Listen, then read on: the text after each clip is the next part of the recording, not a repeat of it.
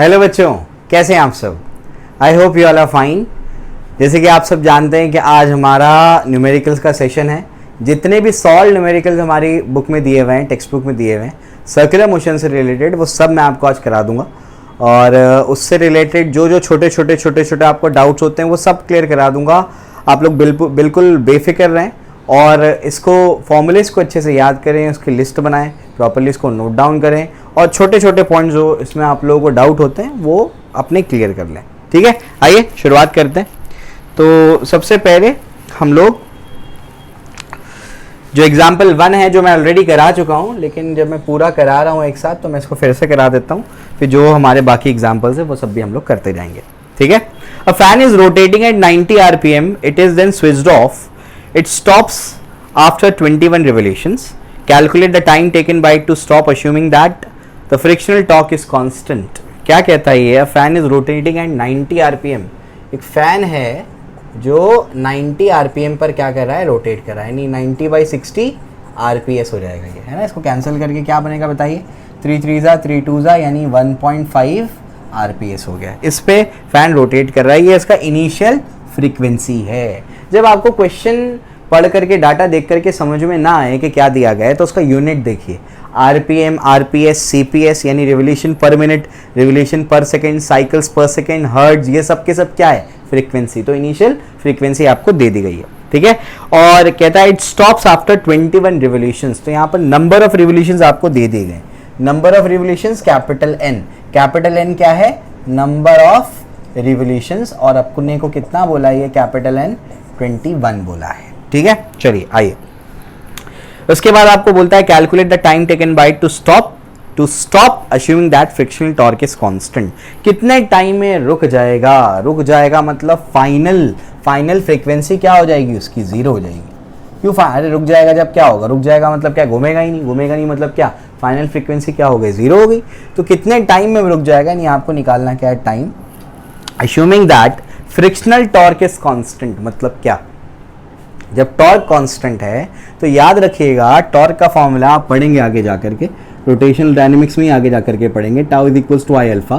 तो अगर torque constant है इसका मतलब एंगुलर एक्सेलरेशन कांस्टेंट, और अगर एंगुलर एक्सेलरेशन कांस्टेंट है इसका ये मतलब हुआ बच्चों, ये मतलब हुआ कि यहाँ पर इस सिचुएशन में, इस क्वेश्चन में हम काइनेमेटिकल इक्वेशंस लगा सकते हैं, क्योंकि काइनेमेटिकल इक्वेशंस वहीं लगती है जहां पर एक्सेलरेशन कांस्टेंट होता है। लीनियर वाली में लीनियर एक्सेलरेशन कांस्टेंट होना चाहिए और एंगुलर वाली में एंगुलर एक्सेलरेशन कांस्टेंट होना चाहिए। प्रीवियस लेक्चर्स में आपको बताया है मैंने इसके रिलेटेड। ठीक है ना। चलिए फिर आगे बढ़ते हैं। तो यहाँ पर क्या है? आगे जो है हमको ये दिया हुआ है कि यहाँ पर टॉर्क क्या है? कांस्टेंट है। टॉर्क कांस्टेंट है मतलब अल्फा कांस्टेंट है, और अल्फा कांस्टेंट है मतलब यहाँ पर क्या लगाया जा सकता है? काइनेमेटिकल इक्वेशंस को यूज किया जा सकता है। ठीक है, चलिए आइए, हमको क्या निकालना है? हमको निकालना है बच्चों टाइम। टाइम से रिलेटेड काइनेमेटिकल इक्वेशंस क्या क्या है आइए समझते हैं। एक इक्वेशन जो मुझे याद है वो है omega is equal to omega not plus alpha T. एक इसको रिजेंबल करता है, V is equal to U plus A T को रिजेंबल करता है। वैसे ही है, ओमेगा मतलब फाइनल एंगुलर वेलोसिटी, यहाँ पर फाइनल लीनियर वेलोसिटी, ये इनिशियल एंगुलर वेलोसिटी, ये क्या? Initial linear velocity, angular acceleration, linear acceleration, time. समझ आ गया? तो उस हिसाब से मैंने क्या कर दिया? यहाँ पर एक इक्वेशन लिख दिया। ठीक है, तो ये मेरे पास एक इक्वेशन है। तो यहाँ पर मैं क्या कर सकता हूँ? देयरफॉर लिख सकता हूँ, देखो ध्यान से, omega minus omega not divided by alpha is equal to क्या हो जाएगा? टी। टाइम लिख दिया मैंने। अब क्या? अब समझने की कोशिश करिए। यहाँ पर एक और चीज मुझे पता है। क्या पता है मुझे? ओमेगा जो होता है वो होता है 2πn। ओमेगा क्या होता है? ओमेगा होता है 2πn। तो यहाँ पर देखिए ये फाइनल है, इसको एस लिखता हूँ, एफ। ये क्या है? इनिशियल है, इसको ऐसे लिखता हूँ मैं, आई। ठीक है ना। तो ये इसको अगर मैं और सॉल्व करूंगा तो क्या आएगा? 2π ये क्या हो जाएगा? 2πn फाइनल माइनस क्या है? 2πn initial divider alpha. क्यों? क्योंकि ओमेगा का फॉर्मूला क्या है? 2πn। तो फाइनल वाले के लिए NF आएगा, इनिशियल वाले के लिए NI आएगा। क्या कॉमन आ सकता है? 2π कॉमन आ सकता है, तो अंदर क्या बच जाएगा? NF minus NI। NF मेरे पास है, NI मेरे पास है, मुझे T निकालना है, लेकिन एक और चीज से, ये क्या है? अल्फा। यहां पर गाड़ी अटक जा रही है। समझ आ रहा है क्या बोल रहा हूं मैं? सब कुछ हमारे पास है, फाइनल फ्रीक्वेंसी है, इनिशियल फ्रीक्वेंसी है, टाइम मुझे निकालना है, और मुझे अल्फा रिक्वायर्ड है। अगर अल्फा मिल जाए तो काम मिल जाएगा। ठीक है ना। तो ये आपको समझाया मैंने कि गाड़ी अटक कहाँ रही है। ठीक है। तो अभी फिलहाल ये अपने को समझ में आ गया कि ये मेरे पास क्या है, एक इक्वेशन है, इसमें मैं क्या करता हूँ, अल्फा को भी फिलहाल यहीं रखता हूँ, आगे जाकर के मैं उसको चेंज करूंगा, कैसे करूंगा बताता हूँ। अब मैं क्या करता हूँ, मैं दूसरी इक्वेशन की तरफ जाता हूँ। दूसरी इक्वेशन क्या है उसको सोचने की, समझने की कोशिश करते हैं कि दूसरी इक्वेशन क्या है। दूसरी इक्वेशन है omega square is equal to omega not square plus 2 alpha theta. ये कहाँ से आया, ये V square is equal to U square plus 2s, उसी तरीके से मैंने इसको लिखा हुआ है। बात समझ में आ रही, क्लियर है। अब इसको और थोड़ा सा समझने की कोशिश करिए कि हम कर क्या रहे हैं, ठीक है। इसका शॉर्टकट तरीका भी है इसको सॉल्व करने का, लेकिन जैसे टेक्स्ट बुक में दिया है वो स्टेप समझाने के लिए मैं आपको सॉल्व करके दे रहा हूँ, ठीक है। चलिए भाई, तो ये क्या हो जाएगा, omega square minus omega not square divide bye, यहाँ पर क्या हो जाएगा, ये हो जाएगा 2, और ये क्या हो जाएगा, ये हो जाएगा अल्फा, और ये हो जाएगा 2 थीटा। मतलब क्या किया समझो जरा, मैंने क्या कर दिया, मैं इसको यहाँ लेकर के जा रहा हूँ, omega square minus omega not square, और ये क्या है 2 अल्फा थीटा, ऐसा ही है। तो अब मुझे बताइए मैं क्या करता हूँ, 2 थीटा को नीचे भेज देता हूँ, तो ये क्या हो जाएगा, omega square minus omega not square, इसको ऐसे लिखो, omega final square minus omega initial square, और डिनोमिनेटर में क्या हो जाएगा बताइए, 2 थीटा और अल्फा अपनी जगह पर। समझ आ गया। तो यहाँ से भी अल्फा निकाल लेंगे, यहाँ से क्या करते हैं, टी को नीचे भेजते हैं, अल्फा को इधर भेज दिया और टी को इधर भेज दिया, ये भी अल्फा के इक्वल आ रहा है, ये भी अल्फा के इक्वल आ रहा है, दोनों आपस में क्या हो गए, इक्वल हो गए। समझ आ गया। तो देयरफॉर इसको 2 बोलो, इसको 1 बोलो, देयरफॉर फ्रॉम 1 and 2 से बताइए क्या मिलेगा, 1 and 2 से आपको मिलेगा omega final minus omega initial divide by T is equal to, यहाँ पर क्या है देखिए, ओमेगा फाइनल का स्क्वायर माइनस ओमेगा इनिशियल का स्क्वायर डिवाइड बाय क्या है, 2 थीटा। ऐसे वो इक्वेशन बनी आपकी टेक्स्ट बुक में।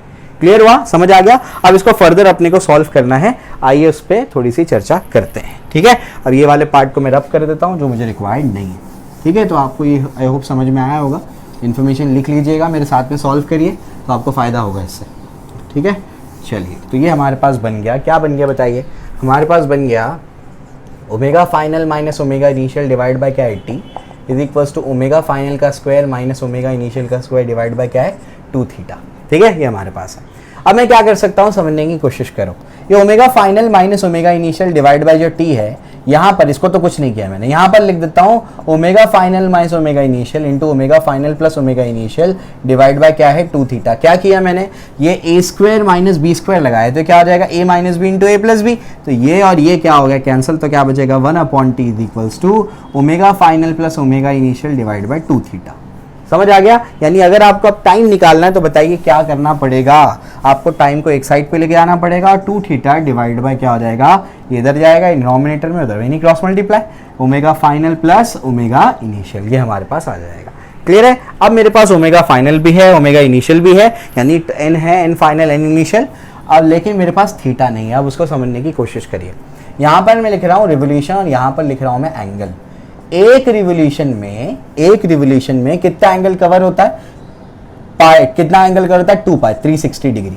समझ आ गया। एक रिवोल्यूशन में कितना एंगल कवर होता है, अरे भाई एक रिवोल्यूशन में कितना होता है, 360 डिग्री होता है, नहीं कितना होता है, 2 पाई होता है। बात समझ में आ रही। तो मुझे बताइए कि n रिवोल्यूशंस में कितना होगा। n रिवोल्यूशंस में दोनों साइड n से मल्टीप्लाई करें तो 2 पाई n। समझ आ गया। तो एंगल मतलब थीटा, तो थीटा का वैल्यू n रिवोल्यूशन में कितना आया, 2 पाई n। तो थीटा का फॉर्मूला क्या होगा, 2 पाई n। याद कर लीजिए, इसको याद कर लेंगे तो बेहतर है। तो थीटा का फॉर्मूला क्या आया, थीटा आया 2 पाई n। तो देयरफॉर यहाँ से टाइम जो आपको मिला, टाइम क्या मिला, यहाँ पर 2 इंटू ये जो आपका थीटा है उसकी जगह पर आप क्या लिखोगे, 2 पाई n डिवाइडेड बाय ओमेगा को क्या लिख सकते हो बता देता हूँ मैं। ओमेगा में ये 2 पाई को कॉमन लेना, n final plus n initial आ जाएगा। क्लियर है। तो यहाँ पर क्या कर दिया 2 पाई और ये क्या हो जाएगा n final plus n initial. 2 pi cancel, n final कितना होगा 0 बताया मैंने, फाइनली स्टॉप होने वाला है। तो कितना हो जाएगा 2 into capital N divide by क्या है ni, ये आपके पास बच गया। ठीक है। अब वैल्यूज को आप पुट कर दो, क्या आएगा बताइए, 2 इंटू कितने रिवोल्यूशन है, 21 रिवोल्यूशन में स्टॉप हुआ। n का वैल्यू स्टार्ट में देखिए लिखा था मैंने, इनिशियल फ्रीक्वेंसी कितनी है 3/2। समझ आ गया। तो ये डिनोमिनेटर का डिनोमिनेटर न्यूमरेटर से मल्टीप्लाई होगा, 3 1 3 7 7 4 कितना होगा 28 सेकेंड्स में ये स्टॉप हो जाएगा। समझ आ गया। तो एक एक स्टेप बिल्कुल डिटेल में बताया मैंने आपको। क्लियर हो गया, समझ में आ गई बात। चलिए अब नेक्स्ट प्रॉब्लम पे जाते हैं।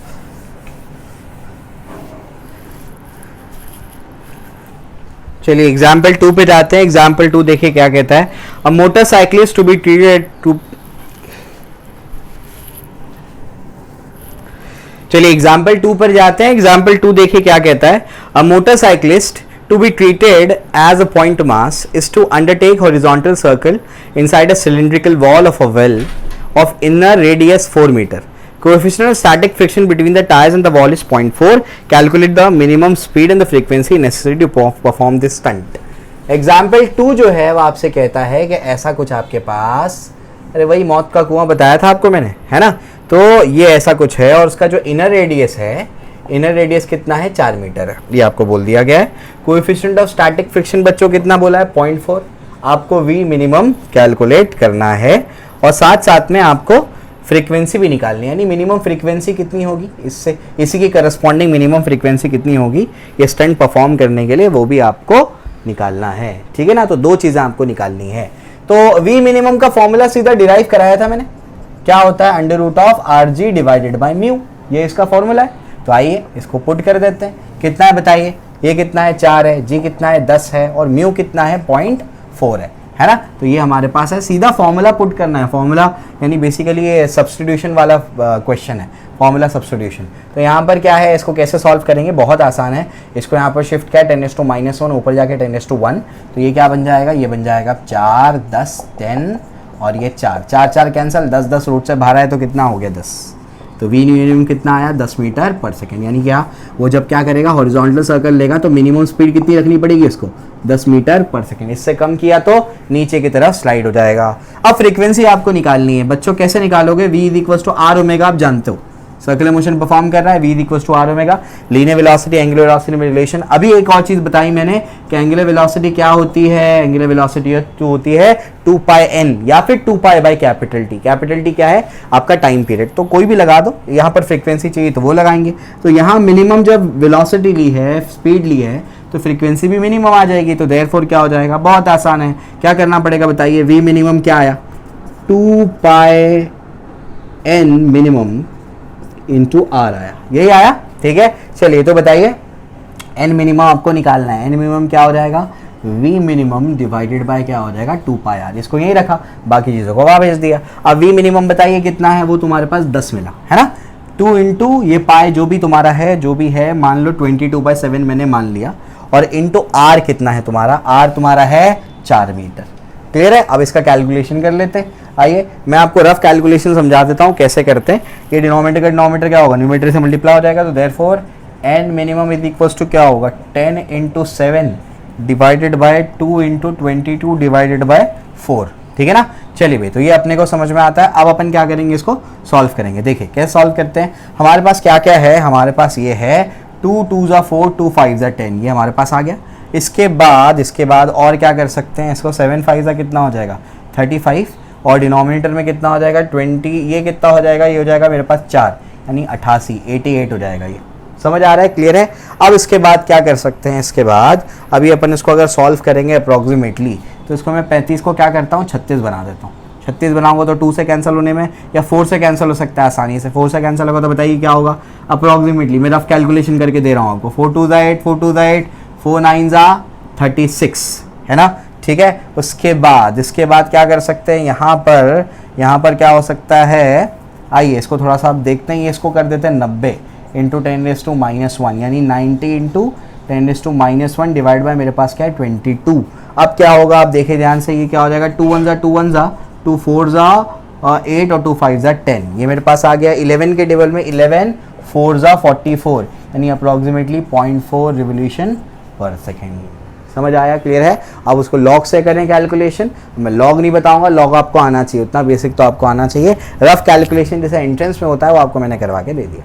ठीक है, क्लियर है। चलिए भाई, तो इस तरीके से हम लोग क्या करेंगे, इसका सोल्यूशन निकाल लेंगे। क्लियर, तो बहुत ही सिंपल सा क्वेश्चन था। आइए अगले सवाल पे चलते हैं। अगला सवाल देखिए क्या कहता है।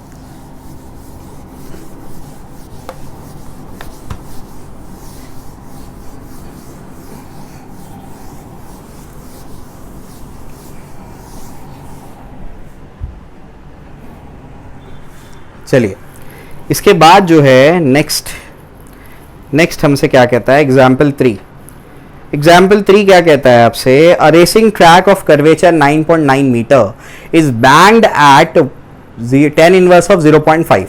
Coefficient of static friction between the track and the tyre of a vehicle is 0.2. Determine the speed limits with 10% margin क्या कह रहा है ये समझते हैं इसको। एग्जाम्पल 3, तो एग्जाम्पल 3 आपसे कहता है कि एक रेसिंग ट्रैक है जिसका कर्वेचर कितना है 9.9 मीटर का, curvature, radius of curvature, curvature मतलब रेडियस ऑफ कर्वेचर, और बैंकिंग एंगल कितना दिया हुआ है, वो दिया हुआ है tan इनवर्स ऑफ 0.5 आपको दिया गया है, ठीक है ना। कोएफिशिएंट ऑफ स्टैटिक फ्रिक्शन कितना दिया हुआ, वो 0.2 दिया गया है। डिटरमाइन दी स्पीड लिमिट्स, आपको स्पीड लिमिट्स निकालनी है। स्पीड लिमिट का मतलब v minimum and v maximum, या आपको क्या करनी है, स्पीड लिमिट्स की रेंज बतानी है, और विद 10% मार्जिन। 10% मार्जिन मतलब क्या, इस कम से कम इतनी स्पीड होनी चाहिए, समझ आ रहा है क्या बोल रहा हूं मैं, तो इससे 10% ज्यादा पे चलाओ, ये बोला जाता है। ज्यादा से ज्यादा इतनी होनी चाहिए, तो इससे 10% कम पे चलाओ, ये बोला जाता है।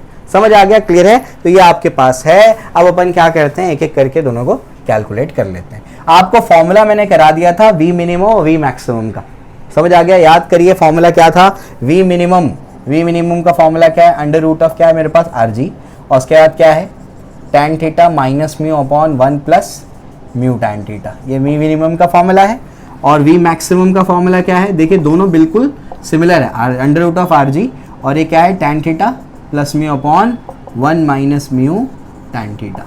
समझ आ गया, क्लियर है। तो ये वी मिनिमम का फॉर्मूला और ये वी मैक्सिमम का फॉर्मूला है। तो पहले क्या कर लेते हैं, वी मिनिमम, मैं एक आपको निकाल के देता हूं, दूसरा आप खुद से ट्राई करिएगा, ठीक है। चलिए आइए, तो ये हमारे पास है, तो हमारे पास रेडियस है, हमारे पास tan थीटा है। tan थीटा कैसा आएगा बताइए, यहाँ से tan थीटा निकल जाएगा, tan को वहाँ भेज दीजिए, तो tan theta is equal to क्या होगा 0.5 हो जाएगा। तो tan थीटा का वैल्यू भी आ गया और ये म्यू एस है, म्यू एस का वैल्यू तो दिया गया हमको। तो आइए सबको कैलकुलेट करते हैं। Therefore V minimum is equal to under root of R का वैल्यू कितना है 9.9 मल्टीप्लाइड बाय कितना है 10, और उसके बाद ब्रैकेट में बताइए क्या है, ब्रैकेट में tan थीटा कितना है 0.5 माइनस म्यू कितना है 0.2 डिवाइडेड बाय 1 प्लस 0.5 इंटू 0.2, ये अपने पास आ गया, ठीक है, क्लियर है। तो इस तरीके से हमारे पास है। अब हम लोग क्या करेंगे, इसको सॉल्व करने की कोशिश करेंगे।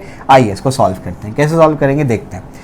ये 9.9 है, ये 10 है, तो ये बेसिकली क्या हो जाएगा 99 हो जाएगा। मल्टीप्लाई करने के बाद ये क्या हो जाएगा, ये हो जाएगा 0.3, और ये डिनोमिनेटर में बताइए क्या हो जाएगा, 5 2 होता है 10 है, तो ये 10⁻², और इंटू मेरे पास क्या है 10।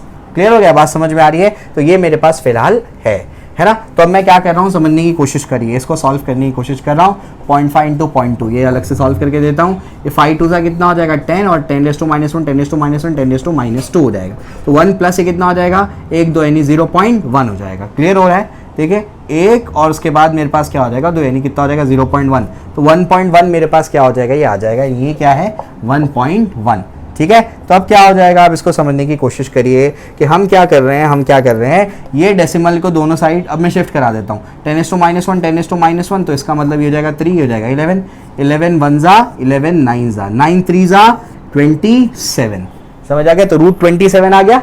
अब 25 होता तो 5 होता, समझ आ गया, 36 होता तो 6 होता। इसका मतलब ये हुआ कि 5.1 के आसपास कुछ होगा, अप्रोक्सीमेट बता रहा हूँ, 1 या 2 के आसपास कुछ होना चाहिए। समझ आ रहा है क्या बोल रहा हूँ मैं, क्लियर है। तो 5.1 मैंने यहाँ पर पकड़ा दिया आपको। तो मिनिमम स्पीड कितनी होनी चाहिए इसकी 5.1 मीटर पर सेकेंड। तो अंदाजा है मेरा, एंट्रेंस एग्जाम में आपको एग्जैक्ट कैलकुलेट नहीं करना होता है अनलेस एंड अनटिल ऑप्शन एकदम नजदीक हो, समझ आ गया। तो आपको ऐसे दिमाग चलाना होता है क्योंकि टाइम कम होता है आप। तो इसी तरीके से आपको मैंने कैलकुलेट करके दे दिया। अब जो है हम लोग आगे बढ़ते हैं, अभी सवाल खत्म नहीं हुआ है। सवाल में और चीज़ें क्या है, और चीज़ें ये है सवाल में कि भाई इसका लिमिट में अपने को लिमिट बताना है, यानी क्या बोला मैंने, मिनिमम मतलब क्या, कम से कम इतनी स्पीड पे चलाओ, इससे ज़्यादा भी चला सकते हैं। तो क्या कहा जाता है, इससे 10% ज़्यादा पे चलाओ। तो अब मैं क्या कर रहा हूँ, 10% ऑफ वी मिनिमम निकाल रहा हूँ मैं, 10/100 इंटू वी मिनिमम कितना है मेरे पास 5.1 आ गया। क्लियर हो गया, समझ आ गया। ये दोनों कैंसिल हो गया, तो बताइए कितना हो गया 5.1 डिवाइड बाय कितना हो गया 10, यानी क्या होगा 0.51, समझ आ गया। तो ये मेरे पास क्या है 10% of V minimum, therefore 10% margin और वी मिनिमम जो आपको निकालना है ना, तो आप क्या करेंगे, जो भी आपको दिया है उसमें इसको ऐड कर देंगे। समझ आ रहा है क्या बोल रहा हूं मैं, ठीक है ना। तो इसमें मैंने क्या कहा, आपको थोड़ा सा ज़्यादा चलाना है ना उसको, तो 5 प्लस 0.51, ठीक है ना, 5.1 प्लस क्या आया 0.51 अप्रॉक्सीमेटली, तो 5.1 प्लस 0.51, 0 ये हो जाएगा 6, हो जाएगा 5, तो अप्रॉक्सीमेटली 5.6 मीटर पर सेकेंड पर उसको चलाना पड़ेगा। क्लियर है? तो ऐसे 10% निकालिए और उसमें 10% ऐड कर दीजिए, बात समझ में आ गई, कोई दिक्कत नहीं है, ये अपने को समझ में आता है, ठीक है ना। चलिए इसके बाद अभी नेक्स्ट पार्ट आप लोग उसको सॉल्व कर सकते हैं, आप लोग खुद से ट्राई करिएगा। नेक्स्ट पार्ट उसमें क्या निकालना है आपको, V मैक्सिमम निकालना है, ठीक है। उसमें 10% को ऐड करेंगे, सब्ट्रैक्ट करेंगे, सब्ट्रैक्ट करेंगे, क्यों? क्योंकि उसमें क्या करना है, V मैक्सिमम यानी ज़्यादा से ज़्यादा इतना चलाना है, उससे 10% कम क्या करना है आपको, मार्जिन रखनी है, समझ आ रहा है? तो उसमें आप लोग क्या कर देंगे, सब्ट्रैक्ट करेंगे, बस यही डिफरेंस है। बिल्कुल सिंपल करके दे दिया है मैंने क्वेश्चंस को, कैलकुलेशंस को, आप लोग खुद से इसको देखिएगा अभी, ठीक है। तो तीसरा एग्जाम्पल भी करा दिया, आइए चौथे एग्जाम्पल पे चलते हैं। फोर्थ एग्जाम्पल देखिए क्या कहता है।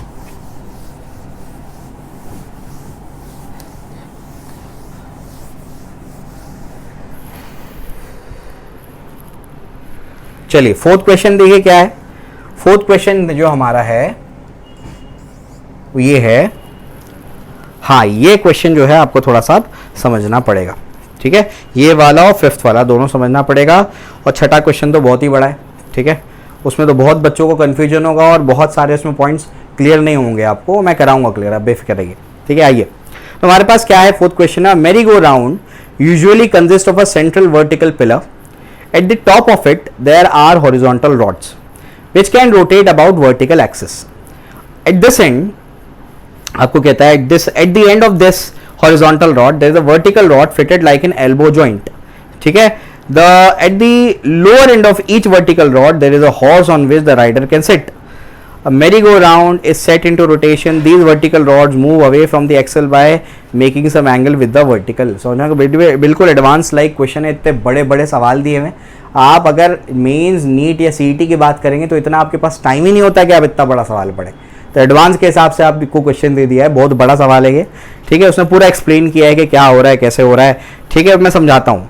तो आपको फिगर भी दे दिया गया है। उसके बाद the figure above shows vertical section of a merry-go-round in which the initial vertical rod are inclined with the vertical at 37 degree during rotation. Calculate frequency of revolution of the merry-go-round. आपको frequency इसकी निकालनी है, कैसे निकालेंगे, क्या निकालेंगे, सब समझते हैं, ठीक है। पहले मैं डायग्राम बना देता हूँ जैसे दिया हुआ है, उसके बाद हम लोग आगे की बात करते हैं। तो डायग्राम में क्या है, डायग्राम में एक सेंट्रल रॉड दिया हुआ है आपको, ये कैसे सेंट्रल रॉड दिया हुआ है, ठीक है। और इसके बाद सेंट्रल रॉड से के साथ में क्या करता है, ऐसे यहाँ पर देखिए ध्यान से, ये हॉरिजॉन्टल रॉड्स है, ये ऐसे हॉरिजॉन्टल रॉड्स, ये हॉरिजॉन्टल रॉड्स ऐसे ही अटैच्ड है, ठीक है। एक्चुअली यहाँ नहीं है, ये यहाँ पर है। तो ये हॉरिजॉन्टल रॉड्स है और ये ऐसे यहाँ पर क्या है, अटैच्ड है। कुछ यहाँ पर ऐसे ये रॉड्स है और यहाँ पर आपका क्या है, वो सीट होती है, आपकी क्या होती है, वो सीट होती है जहाँ पर आप बैठते हैं, ठीक है ना। जो बैठते हैं वो यहाँ पर उसकी क्या होती है, सीट होती है, ठीक है। अब यहाँ पर कुछ इन्फॉर्मेशन दी हुई है, ये भी रॉड्स ही हैं, ये भी क्या है, रॉड्स ही हैं, लेकिन ये मूवेबल है, ठीक है ना। तो ये तो फिक्स्ड है ऐसे, लेकिन जब घूमेंगे तो ये अपनी पोजीशन को ऐसे ले लेंगे, समझ में आ गया। जब ये रोटेट करेगा इस एक्सिस के अबाउट तो ये अपनी पोजीशन को क्या करेंगे, ऐसे ले लेंगे। तो ये समझाने की कोशिश की है इसने, ठीक है। और ये डिस्टेंस आपको दे दिया गया है 2.1 मीटर, ये डिस्टेंस आपको दिया हुआ है 1.5 मीटर, और ये एंगल आपको दिया हुआ है 37 डिग्री, ठीक है। और इस तरीके से कह रहा है कि ये ऐसे सर्कुलर मोशन परफॉर्म कर रहा है, ठीक है। और आपको क्या कहता है, आपको कहता है कि g का वैल्यू आप लोग जो है वो पाई स्क्वायर लेना, मीटर पर सेकेंड स्क्वायर, और थीटा जो है वो 37 लेना, और साइन 37 जो होता है, साइन 37 जो उसने कहा है वो 0.6 का है, ठीक है। चलो भाई आपको फ्रीक्वेंसी अब निकालनी है, कैसे निकालेंगे आइए इसको समझते हैं। तो ऐसे कुछ आपको दिया हुआ है कि बेसिकली आपके पास क्या है, एक वर्टिकल स्टैंड है, उसके बाद क्या है, यहाँ पर 2 रॉड्स लगे हुए हैं, और उसके बाद यहाँ पर 2 रॉड्स ऐसे लगे हुए, यानी पहले ऐसे था, जब ये रोटेट करना शुरू करेगा तो ऐसे फैल जाएंगे। क्लियर हो रहा है, बात समझ में आ रही है। तो पहले ये ऐसे हैं, रोटेट करेंगे तो क्या होगा, ऐसे ये फैल जाएगा, और फैल के कितना एंगल बनाएगा, फैल के ये एंगल बनाएगा कितना, 37 का, और ऐसे क्या करेगा, ऐसे ये सर्कुलर मोशन परफॉर्म करेगा, ठीक है ना। तो अब आपको क्या करना है, अब आपको इसकी फ्रीक्वेंसी निकालनी है। कैसे निकालेंगे फ्रीक्वेंसी, तो फ्रीक्वेंसी निकालने के लिए क्या क्या चाहिए वो आपको बताता हूँ। चलिए, तो एक चीज़ तो आपको बताई मैंने कि आपको सबसे पहले क्या करना है, इक्वेशन लिख देना है।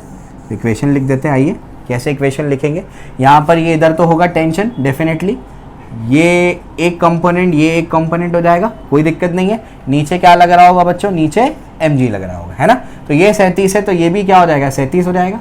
टेंशन t ये 1.5 मीटर का है, ये भी 37 डिग्री हो जाएगा। तो ये क्या हो जाएगा, t जिसके साथ थीटा लगा है वो कॉस कंपोनेंट, तो t कॉस 37 डिग्री, और ये क्या हो जाएगा, t साइन 37 डिग्री। समझ आ गया। अब जो है आगे बढ़ते हैं। आगे क्या, मुझे बताइए, t cos 37 किसको बैलेंस कर रहा है, ठीक है। तो t cos 37 बैलेंस कर रहा है mg को। ये तो कॉनिकल पेंडुलम जैसा केस लग रहा है ना। और t sin थीटा किसका काम कर रहा है, सेंटर की तरफ है। सेंटर ऐसे घूम रहा है, वो ऐसे घूम रहा है, ऐसे सर्कुलर मोशन परफॉर्म हो रहा है। तो सेंटर की तरफ कौन सा फोर्स है, t sin थीटा। तो t sin थीटा किसका काम करेगा, यानी t sin 37 mr omega square centripetal force का काम करेगा। कोई दिक्कत नहीं, सब समझ में आ रहा है। आगे बढ़ते हैं। आगे क्या है, अब जो है ना अपन इसको सॉल्व करने की कोशिश करते हैं। पहले क्या कर देते हैं, दोनों को डिवाइड कर देते हैं। दोनों को डिवाइड करेंगे तो पता क्या होगा, ये अपॉन ये करता हूं मैं, तो क्या हो जाएगा, देयरफॉर t sin 37 अपॉन t cos 37 is equals to mr omega square divide by mg। mm cancel, tt cancel, sin 37 by cos 37 कितना होगा, tan 37, और यहाँ पर हमारे पास क्या हो जाएगा, r omega square divide bye g। Clear है, समझ आ गया। आपको निकालना क्या है, आपको निकालना है फ्रीक्वेंसी कितनी है। ओमेगा का फॉर्मूला बार बार आ रहा है, हर क्वेश्चन में करा रहा हूं ऑल उसमें। ओमेगा क्या होता है, 2πn, है ना, वहां पर पुट कर सकते हैं। तो देयरफॉर बताइए क्या होगा, देयरफॉर हमारे पास हो जाएगा tan 37 कैसे आएगा, आपको समझाता हूं मैं, कुछ चीजें याद करवाता हूं, उसको याद कर लीजिए। ये जो sin 37 होता है ना बच्चों, sin 37 वो होता है 3/5। जो आपका cos 37 होता है ना बच्चों, वो होता है 4/5। तो दोनों को डिवाइड करके क्या आएगा, tan थीटा क्या होता है, sin theta by cos theta. तो tan 37 बताइए कितना होगा, दोनों को डिवाइड कर दो, 5 कैंसिल, क्या आएगा, 3/4। याद कर लो उसको, बड़े काम की चीज है ये, ठीक है ना। तो ये हमारे पास आ गया, तो इसकी जगह मैं लिख दूंगा सीधा 3/4। क्लियर है, इसको डिवाइड करोगे 3/5 तो 0.6 ही आएगा जो आपको बुक में दिया हुआ है। ये याद कर लो तो बेहतर है आपके लिए, ठीक है। tan 37 रेडियस क्या है वो एक बड़ा मुद्दा है, यहाँ पर वही समझाना है, वही कंफ्यूजन क्रिएट कर रहा है ना। तो रेडियस अभी बताऊंगा क्या है। रेडियस ये नहीं है बच्चों, रेडियस है यहां से यहां तक का पूरा है, ये पूरा रेडियस है। यहां से ऐसे इसको ज्वाइन किया हुआ है, ये पूरा रेडियस माना गया उसको, ठीक है ना। तो ये रेडियस पूरा है यहां से यहां तक का। अभी वो रेडियस को कैलकुलेट करेंगे हम लोग, आइए इसको समझने की कोशिश करते हैं, ठीक है। तो ये रेडियस, इसको क्या लिखूंगा मैं, 2πn का स्क्वायर डिवाइड बाय मेरे पास क्या है, g। क्लियर है। चलिए भैया आगे आप क्या करते हैं, अब रेडियस के ऊपर चर्चा करते हैं, फिर मैं आपको सीधा कैलकुलेशन करा देता हूं। आइए रेडियस कैलकुलेट करते हैं। तो सर्कल का रेडियस तो ये पूरा है।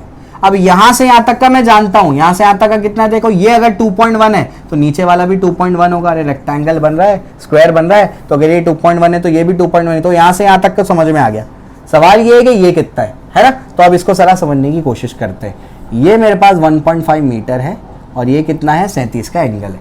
समझ में आ गई बात। अब मुझे बताइए कि ये वाला जो साइड है वो कितने का है। ये वाला साइड अपने को क्या करना है, निकालना है। कैसे निकालेंगे ये वाला साइड, आइए उसको समझने की कोशिश करते हैं। हमारे पास ये 1.5 मीटर है ना, और ये 37 है। अब मैं क्या करता हूं, ध्यान दीजिए, मेरे पास क्या है, मेरे पास मुझे अपोजिट निकालना है। क्या निकालना है, अपोजिट निकालना है। मेरे पास क्या हाइपोटेन्यूस है, तो मैं क्या कर सकता हूं, sin 37 यूज कर सकता हूं। sin थीटा क्या होता है, अपोजिट अपॉन हाइपोटेन्यूस। हाइपोटेन्यूस कितना है, 1.5। अपोजिट कितना है, अपोजिट को x मान लो, ये मेरे पास x है। और sin 37 कितना होता है, अभी बताया तुमको मैंने, कितना होता है, 3/5 मान लो। x डिवाइड बाई ये कितना होगा, ये 3/2 होगा। 1.5 तभी तो आया, ये ऐसे चला गया, समझे। तो यहाँ पर क्या हो जाएगा बताओ, ये हो जाएगा 3 3 9 और ये कितना हो जाएगा 5 2 10। समझ आ गया। 3 3 कितना होगा, देखो 3 3 कितना होगा, 3 3 होगा मेरे पास 9। इसको रब कर रहा हूँ मैं, ठीक है। तो साइन मेरे पास क्या है, sin 37 क्या आया, अपोजिट x, हाइपोटेन्यूस क्या है 3/2।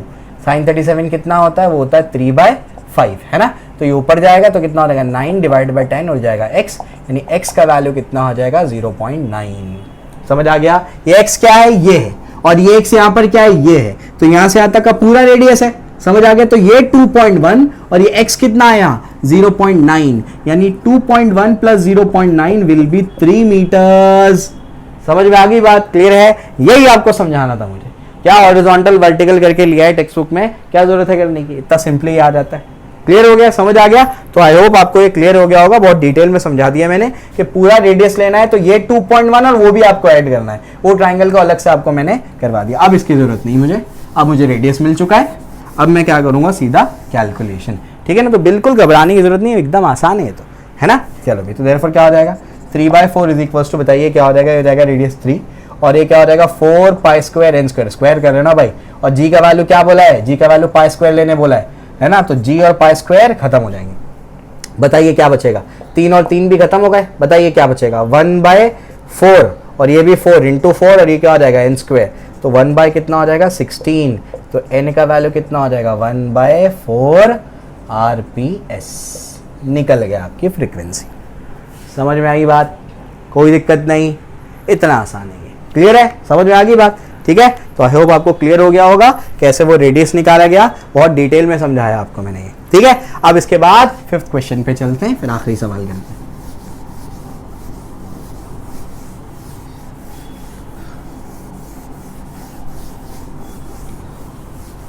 चलिए 5th क्वेश्चन पे चलते हैं। 5th क्वेश्चन देखिए क्या कहता है हमारा।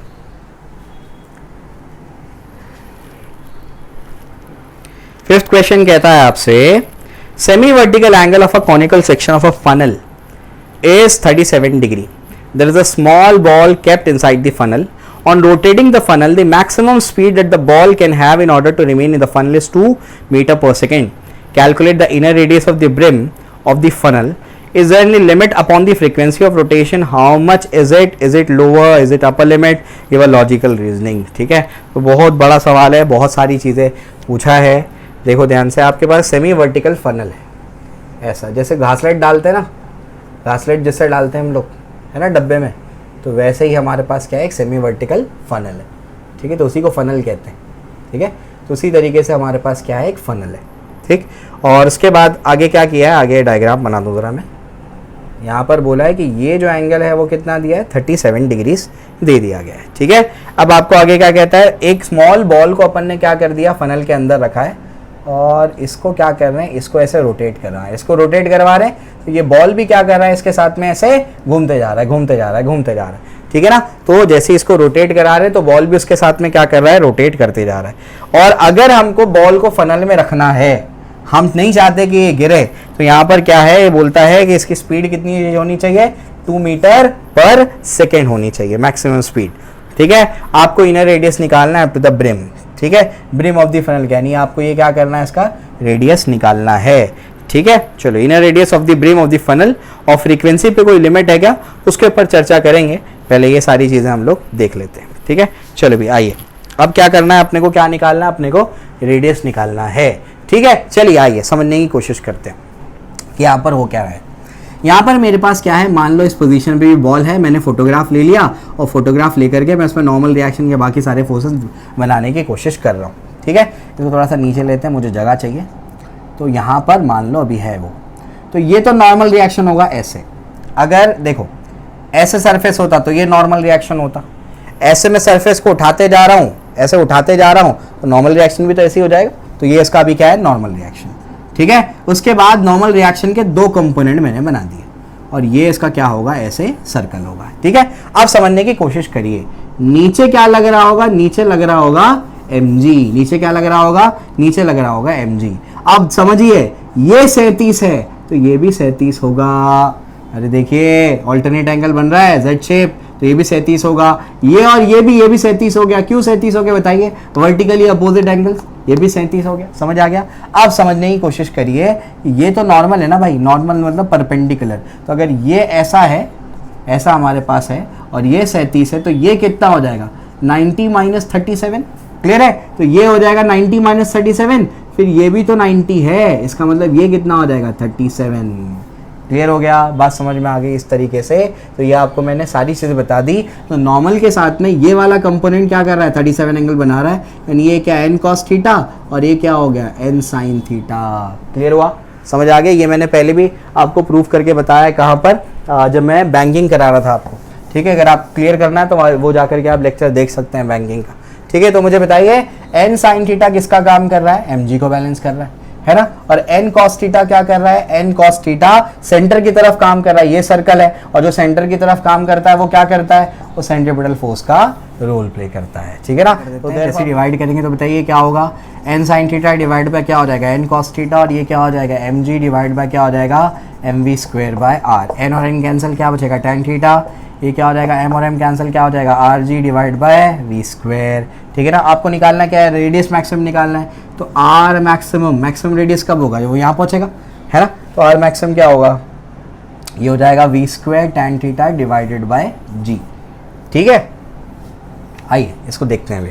अब इसके बाद क्या है, therefore R maximum is equal to V का स्क्वायर, वी मैक्सिमम का स्क्वायर आएगा, क्यों, क्योंकि जब रेडियस मैक्सिमम होगा तब वेलोसिटी भी क्या होगी, मैक्सिमम होगी, ऑलरेडी बता चुका हूं मैं आपको। तो हो जाएगा 2 का स्क्वायर इंटू मेरे पास क्या है, टैन थीटा, टैन थीटा क्या है, टैन 37, टैन 37, क्योंकि 37 का एंगल दिया हुआ है, डिवाइड बाय जी कितना है, जी 10 ले लो, टैन 37 अभी बताया, साइन 37 कितना होता है 3/5, कॉस 37 4/5, तो टैन 37 क्या होगा 3/4, 4 3/4 10, 4 4 cancel, 0.3 is maximum radius metre.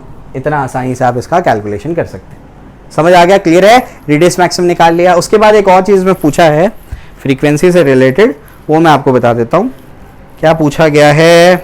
हाँ, फ्रीक्वेंसी पे कोई लिमिट है क्या, अपर लिमिट है या लोअर लिमिट है, वो कितनी है वो आप निकाल करके बताएं, ठीक है। बहुत सिंपल है, फ्रीक्वेंसी की कोई अपर लिमिट तो है ही नहीं, क्यों नहीं, आप जितना तेज बॉल को घुमा सकते हैं उतना तेज घुमा लो, समझ आ गया। 4 revolution per second, 10 revolution per second, 100 revolution per second, 1000 revolution per second, आपकी मर्जी है।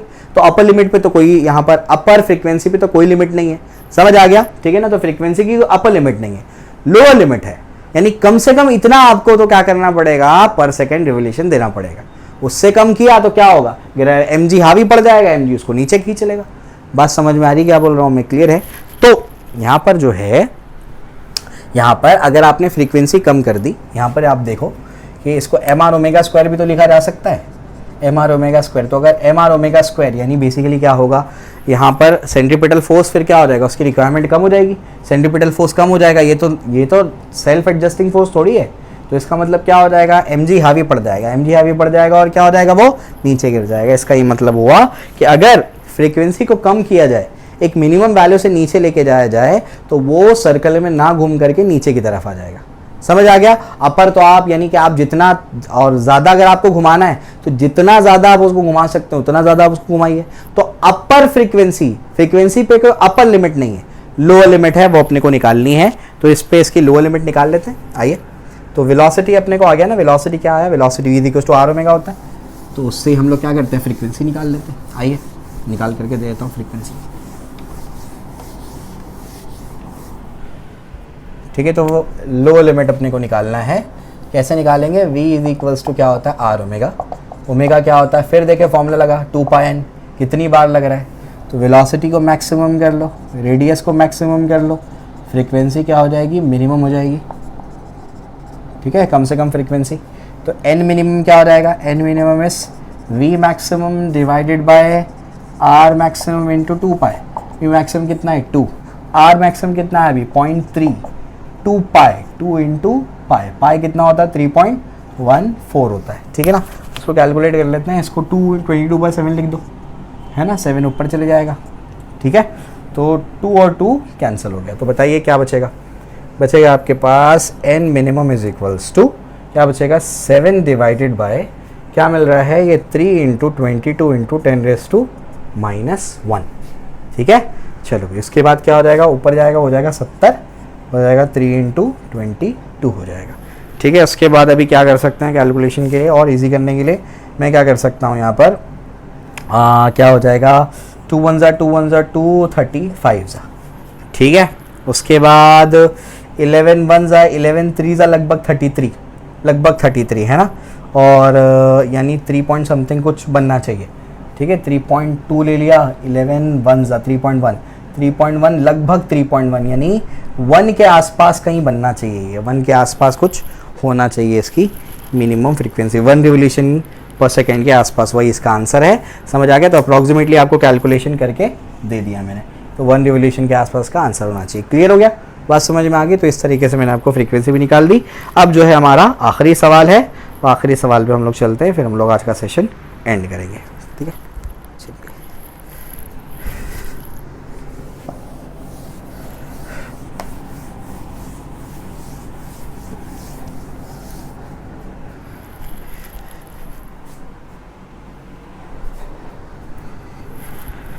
चलो लास्ट क्वेश्चन पे चलते हैं।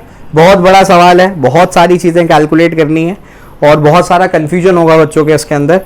एक एक कंफ्यूजन आपका क्लियर कर देता हूं मैं इसके अंदर, ठीक है। आइए देखते हैं। A tiny stone of mass 20 gram is tied to a practically massless, inextensible, flexible string and whirled along a vertical circles. Speed of the stone is 8 meter per second when the centripetal force is exactly equal to the force due to tension. ठीक है ना। तो एक tiny stone लिया गया जो हम लोग बार बार एग्जाम्पल में भी ले रहे थे, और उसको क्या कर दिया गया, ऐसे वर्टिकल सर्कल में घुमाया गया, ठीक है ना। उसको ये कहता है कि जब ये यहाँ पहुंचा, यहाँ पर देखो इन्फॉर्मेशन हिडन है, when the centripetal force is exactly equals to the force due to tension। आप अगर मेरा लेक्चर नहीं देखेंगे आपको ये पॉइंट समझ में ही नहीं आने वाला है। समझ आ रही बात क्या बोल रहा हूं मैं, क्लियर है।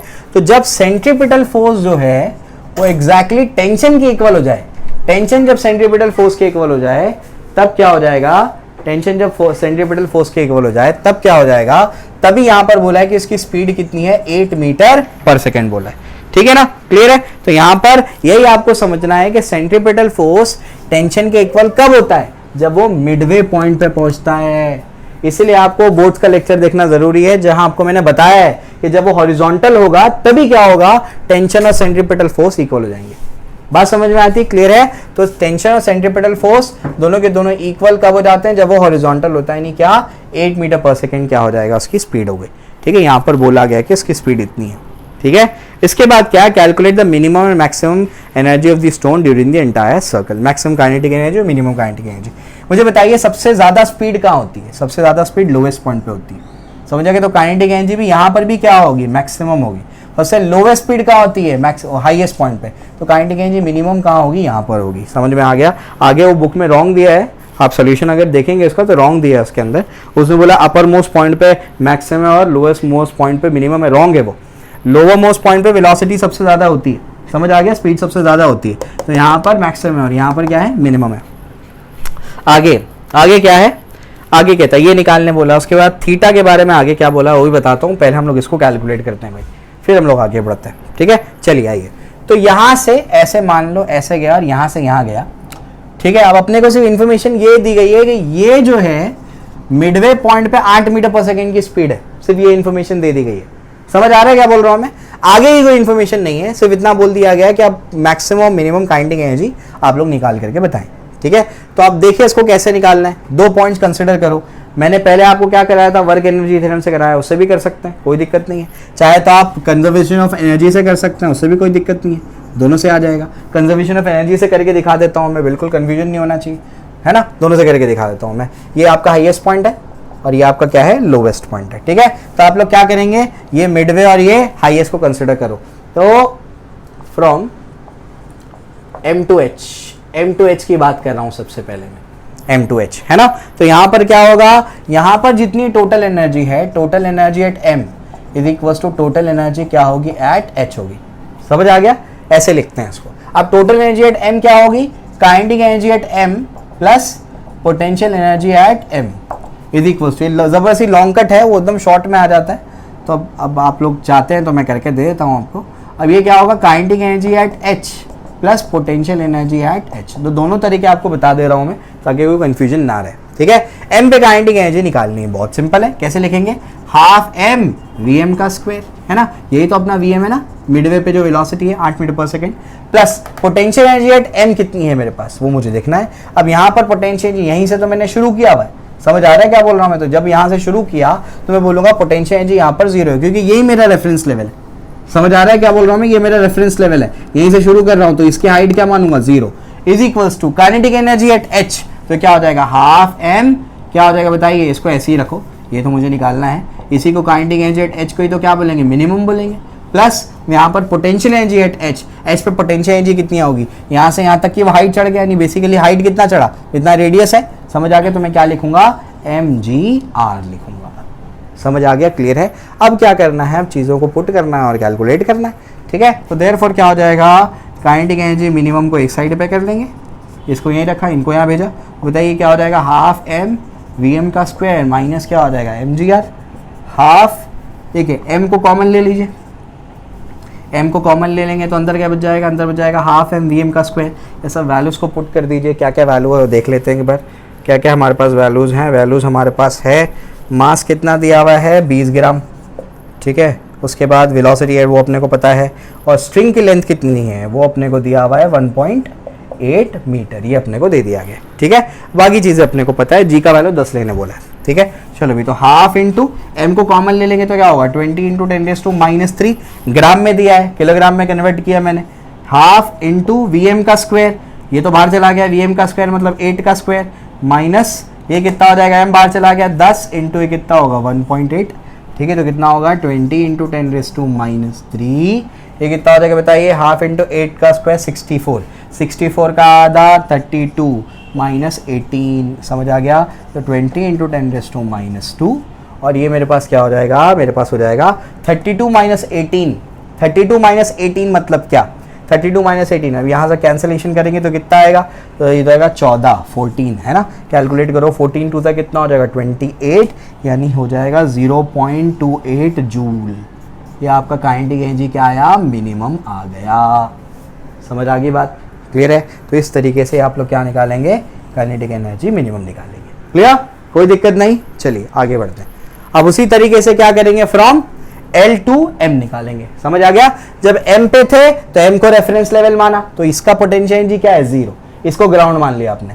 जब यहां से यहां जाएंगे तो इसको ग्राउंड मानेंगे, समझ आ गया। तो L का पोटेंशियल एनर्जी क्या होगा 0, ऐसे सॉल्व करना है इसको, गड़बड़ नहीं करना है इसमें। चाहिए तो ज्यादा आसान क्या है, जो मैंने आपको कौन सा तरीका बताया था, वर्क एनर्जी थ्योरम, उससे भी सॉल्व किया जा सकता है इसको। टेंशन का वर्क 0 कर दो, mg का वर्क निकाल लो, शॉर्ट में आ जाएगा, फट से इक्वेशन बन जाएगी, आंसर आ जाएगा, ठीक है। उसको ट्राई कर लेना, अगर पर नहीं आएगा तो पूछ लेना मुझसे, बता दूंगा वो भी मैं आपको, ठीक है। चलिए भाई, मिनिमम काइनेटिक एनर्जी निकाल ली। अब क्या निकालना है, अब निकालना है मैक्सिमम काइनेटिक एनर्जी। बच्चों मैक्सिमम काइनेटिक एनर्जी कैसे निकालेंगे, आइए। अब कहां से कहां जा रहे हैं, सेकंड वाले केस में फ्रॉम L टू M जा रहे हैं। कहां से कहां जा रहे हैं, from L to M। L to M जाएंगे तो वही लिखो आप लोग जैसे आप लोग लिख रहे हो, total energy at L equals to क्या होगा, टोटल एनर्जी एट M, ठीक है। यहां पर क्या लिखोगे, kinetic energy at L plus potential energy at L is equals to क्या होगा, kinetic energy at M plus क्या होगा, पोटेंशियल एनर्जी एट M, ठीक है। चलो भाई, L पे काइनेटिक एनर्जी कितनी होगी, क्या लिखोगे, उसी में तो मैक्सिमम है तो उसको वैसे लिखते हैं, काइनेटिक एनर्जी मैक्सिमम, ये अपने को निकालना है, plus potential energy at L अपने को निकालनी है। पोटेंशियल एनर्जी एट L बताइए क्या होगा, L पे, इसी को तो ग्राउंड मान रहे हो तुम, तो ग्राउंड से जब चलो, ग्राउंड पे पोटेंशियल मैक्सिमम काइनेटिक एनर्जी है, वहां पर पोटेंशियल एनर्जी क्या होगी 0। ये तुम्हारे पास सरफेस है, यहीं पे यही तुम्हारा ग्राउंड है ना, यहीं पे ऑब्जेक्ट रहा, यहाँ पर पोटेंशियल एनर्जी क्या है 0, यहाँ तक लेके गए एट हाइट तक, तो यहाँ पर पोटेंशियल एनर्जी क्या होगी mgh, समझ आ गया। तो यही तुमने रेफरेंस लेवल माना है, इस वजह से पोटेंशियल एनर्जी यहाँ पर क्या है 0। Kinetic energy eight Midway, Midway पे क्या होगी, काइनेटिक एनर्जी हो जाएगी हाफ m Vm का स्क्वायर प्लस पोटेंशियल एनर्जी क्या होगा, कितनी हाइट ऊपर जाएगा, यहाँ से यहाँ तक जाने में r, तो क्या लिख दूंगा मैं mgr, ये अपने को निकालना है काइनेटिक एनर्जी मैक्सिमम। तो बताइए क्या होगा, m को बाहर ले लीजिए, m बाहर लेंगे तो बताइए क्या बचेगा, हाफ Vm का स्क्वायर प्लस क्या हो जाएगा rg। बताइए m कितना होगा 20 इंटू 10⁻³ हाफ इंटू क्या होगा 8 का स्क्वायर प्लस rg, r कितना है 1 कितना है 10, ठीक है। चलिए भाई, कितना हो जाएगा 20 इंटू 10⁻³ ये कितना हो जाएगा, जाएगा वही 32 प्लस कितना हो जाएगा ये 18, ठीक है। कितना हो जाएगा बताइए 40, और ये हो जाएगा 50, 50 इंटू 20 इंटू 10⁻³ कितना हो जाएगा, 5 टू कितना हो जाएगा 10, यानी 1 जूल आएगा आंसर, है ना। 10 ये 10⁻² खत्म, 10 और 10 एक और खत्म, 1 जूल, कैलकुलेट करके देख सकते हो। काइनेटिक एनर्जी मैक्सिमम कितना आया, 1 जूल आया, जो कि कहाँ पर है, लोवेस्ट पॉइंट पे है। क्लियर हुआ, कोई दिक्कत नहीं है, ये भी आपको बता दिया मैंने। अब इसके नेक्स्ट पार्ट पे चलते हैं, जो आखिरी पार्ट है इसका, उसको देख लेते हैं और फिर हमारा सेशन आज कंप्लीट करेंगे हम लोग, ठीक है। चलिए देखिए, ये हो गया। अब अपने को क्या करना है इसके बाद, अब क्या कहता है ये, आपको क्लियर हो गया ये, अब क्या कहता है ये,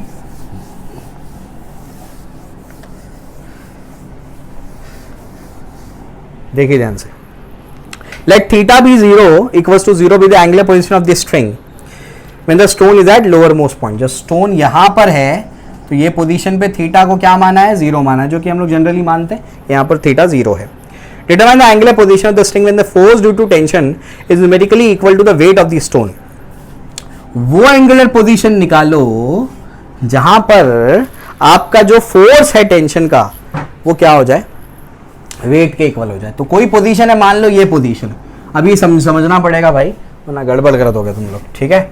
इसको समझाता हूँ मैं कैसे करना है इसको भी, ठीक है। वो पोजीशन निकाले जो टेंशन क्या हो जाए, mg के इक्वल हो जाए। तो आपको क्या करना है, ये आपने लिया वर्टिकल सर्कल, ये वाली पोजीशन को आप क्या मानेंगे, लोवेस्ट को, लोवेस्ट पे आप मानेंगे theta is equals to 0 degree.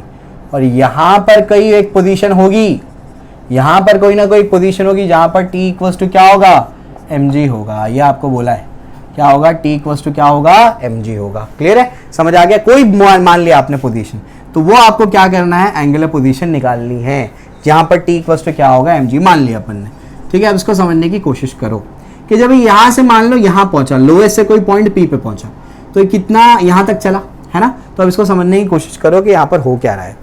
ये मेरे पास क्या है बच्चों, ये रेडियस है, सब समझेंगे यहाँ पर ध्यान से, ये क्या है, रेडियस है। तो रेडियस का ये कंपोनेंट, जैसे अगर ये एक वेक्टर होता, ये एक वेक्टर ही है, रेडियस वेक्टर है ना, ये एक वेक्टर होता, तो अगर ये ऐसा है तो ये थीटा है, तो ये क्या होगा बताओ, ये हो जाएगा r cos थीटा, और ये क्या हो जाएगा, r sin थीटा। ये कंपोनेंट बनेगा। अगर थीटा ये होगा तो ये बन जाएगा r cos थीटा, और ये क्या बन जाएगा, r sin थीटा। यही चीज है यहाँ पर, ये आपका r है तो ये वाला कंपोनेंट क्या बनेगा, ये बनेगा r cos थीटा, और ये क्या बनेगा, r sin थीटा। बात समझ में आ रही, क्लियर। और ये यहाँ से यहाँ तक कितनी हाइट चला है, देखो ऊपर, यहाँ से यहाँ तक मैं हूँ, कितनी हाइट, h ऊपर चला गया। क्लियर है। तो यहाँ की हाइट मैंने कितनी बोली, यहाँ से यहाँ तक जो मैंने हाइट बोली है वो हाइट कितनी बोली है, h बोली है। हाइट कितनी बोली है, h बोली है, ठीक है। तो ये अपने को समझ में आता है। अब अपन क्या करेंगे, आगे बढ़ते हैं। आगे क्या, अब मैं ये दो पॉइंट पे कंजर्वेशन ऑफ एनर्जी लगा करके आपको देता हूं। तो मैं क्या लिखूंगा, टोटल एनर्जी, टोटल एनर्जी मुझे कंजर्व होगी at L is equal to total energy at क्या होगी, पी। ये क्या होगी, kinetic energy at L plus potential energy at L is equal to क्या होगा, kinetic energy at P plus क्या होगा, पोटेंशियल एनर्जी एट पी। ठीक है, kinetic energy at L, L पे काइनेटिक एनर्जी क्या होगी, इसी को हम लोग ने बेस माना, तो यहाँ पर क्या मानेंगे, हाफ एम। यहाँ पर क्या होगा, एल पे काइनेटिक एनर्जी मुझे पता है, कितनी काइनेटिक एनर्जी एल पे बताइए, एल पे काइनेटिक एनर्जी 1 है, अभी हम लोगों ने कैलकुलेट किया। प्लस पोटेंशियल एनर्जी एट मुझे क्या करना है, एल निकालनी है। एल पे पोटेंशियल एनर्जी क्या होगी, 0 होगी। काइनेटिक एनर्जी एट पी तो क्या होगा, हाफ एम वीपी का स्क्वायर हो जाएगा ये। ठीक है, plus potential energy at P तो ये एम जी एच कितना हो जाएगा, यहां से यहां तक हाइट कितना बढ़ा, वो ये वाली हाइट बढ़ा। अब इसको समझो कैसे निकालूंगा मैं, ये पूरा क्या है, ये पूरा आर है। ये अगर रेडियस है तो ये भी तो रेडियस है। पूरे रेडियस में अगर मैं आर कॉस थीटा माइनस करूंगा तो एच मिलेगा। पूरे रेडियस में से आर कॉस थीटा माइनस करूंगा तो एच मिलेगा। तो ये एम जी एच जो है ना, यहां से यहां तक हाइट चला है, और एच क्या है, R minus R cos theta. यही समझना है बस तुमको। क्लियर है, चलो भाई। तो यहां पर क्या हो जाएगा, ये हो जाएगा 1 is equals to half M V P का स्क्वायर प्लस क्या हो जाएगा, ये एम जी, और ये क्या हो जाएगा, आर इंटू आर को कॉमन ले लो, और ये क्या हो जाएगा 1 माइनस कॉस थीटा। तो 1 माइनस क्या हो जाएगा, कॉस थीटा। ठीक है, इसको जो है इसको 1 दे देते हैं। इसके बाद अभी जो है ना, हम लोगों को ये वीपी कैलकुलेट करना है। ठीक है, अब वीपी कैसे कैलकुलेट करेंगे उसको जरा समझने की कोशिश करिए। ये जो पॉइंट हमने मान लिया ना, कि मान लो कि यहाँ पर ये वाले पॉइंट की बात कर रहे हैं, इस पॉइंट के बारे में खास बात ये है कि T is equal to M G यहाँ पर दे दिया गया है, ये क्वेश्चन में दिया है। ये पॉइंट कोई भी हो सकता है, यहाँ भी हो सकता है, यहाँ भी हो सकता है, कहीं भी हो सकता है। मैंने कोई एक जनरल पॉइंट माना था, और उस पॉइंट की खास बात क्या दी गई है, उस पॉइंट की खास बात दी गई है कि टी इज इक्वल टू क्या है, एम जी है। तो अगर आपने लेक्चर ध्यान से देखा है, वीसीएम पे बहुत डिटेल्ड लेक्चर बनाया था मैंने, उसमें जनरल इक्वेशन लिखाई थी मैंने टेंशन की, वो देखो काम आ रही है। समझ आ रहा है। अगर आपको वो लेक्चर नहीं देखा आपने, आप सिर्फ टेक्स्ट बुक पढ़ेंगे, टेक्स्ट बुक के स्टेप्स देखेंगे, तो आपको सवाल ही समझ में नहीं आएगा। तो जाकर के देखिए वीसीएम, उसमें जनरल इक्वेशन टेंशन की होती है M G cos theta plus M V square by R equals to क्या होगा, एम जी, ये वीपी है। समझ आ गया, क्योंकि यही पॉइंट पे टेंशन क्या है, एट पी, टेंशन क्या बोला है, mg के इक्वल है, और उस पॉइंट पे वेलोसिटी क्या है, ये vp है। ठीक है, सब में से m क्या कर दो, कैंसिल कर दो, तो क्या बचेगा बताइए, क्या बचेगा आपके पास, ये हो जाएगा vp स्क्वायर बाय r हो जाएगा, ये g cos थीटा को वहां भेज दो, तो g माइनस क्या हो जाएगा, g cos थीटा। समझ आ गया। तो vp क्या हो जाएगा, vp का स्क्वायर क्या हो जाएगा, r g को कॉमन ले लो, तो 1 माइनस क्या हो जाएगा, cos थीटा। ये vp का स्क्वायर मिल गया, और ये vp का स्क्वायर अपन 1 में पुट करेंगे, तो 2 को 1 में पुट करेंगे तो देखो अपने को क्या मिलता है। ठीक है, आओ इसको भी हम लोग रब कर देते हैं, इसकी रिक्वायरमेंट नहीं है हमें, इसको रब कर देते हैं अभी हम लोग।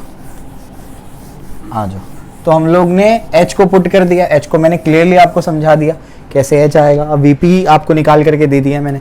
अब देयरफॉर क्या होगा, therefore 1 equals to half m, V P का स्क्वायर क्या है बच्चों, वीपी का स्क्वायर है R G 1 minus cos theta, है ना, plus M G R 1 minus cos theta. तो देखो कॉमन क्या क्या है, M R G 1 minus cos theta, M R G 1 minus cos theta common ले लो, यहाँ 1 है, M G R 1 minus cos theta common आ गया, अंदर क्या बच गया 1/2 प्लस 1, यानी 1/2 प्लस 1 ही कितना हो जाएगा 3/2, डायरेक्टली लिख देता हूं मैं, समझा सबको, यहाँ से हाफ बचा और वहां से पूरा बाहर आ गया तो 1 बचा। इसके बाद क्या करते हैं, इसको यहाँ भेज देते हैं, तो ये क्या हो जाएगा, देयरफॉर हो जाएगा 2/3 और mgr नीचे जाएगा, mgr नीचे जाएगा और ये क्या आ जाएगा 1 माइनस कॉस थीटा। हमको तो थीटा निकालना है, तो क्या करूंगा मैं, कॉस थीटा को यहाँ भेजूंगा, इसको यहाँ भेजूंगा, तो कॉस थीटा प्लस में आ जाएगा 1 माइनस 2/3 mgr। अब सब वैल्यू को पुट करो, 2/3 इंटू m कितना है 20 ग्राम, 20 इंटू 10⁻³ मल्टीप्लाइड बाय g कितना है 10, रेडियस इज 1.8, ठीक है। इसको अब कैलकुलेट करना पड़ेगा, आइए कैलकुलेट करते हैं। अब क्या होगा, देखिए ध्यान से, ये हो जाएगा 10, ये इसका 10 इसका 10, 10⁻², वो 10⁻² और ये -1 हो जाएगा, ये 0 गए, ठीक है, ये चला गया। अब क्या बचा, इसका 10⁻⁻1 और ये 10⁻⁻1 क्या हो जाएगा, 10⁻² मतलब 100 और ये हो जाएगा अब 18, ठीक है, ये दोनों कैंसिल हो गए, तो बचेगा क्या 1 माइनस 100 डिवाइडेड बाय 18 3 कितना होता है, 18 3 इज 54, 8 3 24, 3 2 प्लस 5, तो कॉस थीटा क्या हो जाएगा 1 माइनस 100 डिवाइड बाय 54, तो क्या बचेगा, देखिए आपके पास बच जाएगा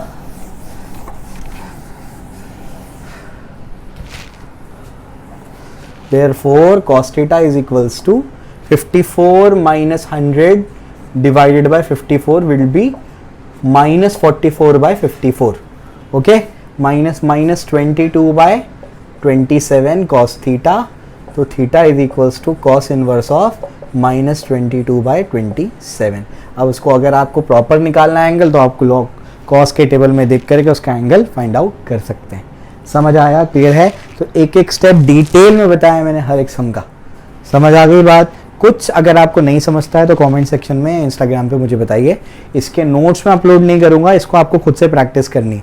समझ आ रही बात, क्लियर है, हर एक स्टेप को अच्छे से समझाया, कोई छोटा सा पॉइंट भी नहीं छोड़ा है मैंने, समझे, क्लियर है, तो अच्छे से पढ़िए। इसके बाद हम लोग क्या करेंगे, इसके बाद हम लोग VCM के एंट्रेंस का लेक्चर करेंगे, आप देखेंगे उसमें बहुत कुछ करने लायक का है, फिर हम लोग सॉलिड स्टेट पे चले जाएंगे। ओके, ऑल दी बेस्ट, अच्छे से पढ़ाई करिए, अच्छा स्कोर करिए, अपने दोस्तों के साथ शेयर करिए, ज़्यादा से ज़्यादा लोगों तक ये चैनल को पहुंचाइए, ठीक है, थैंक यू।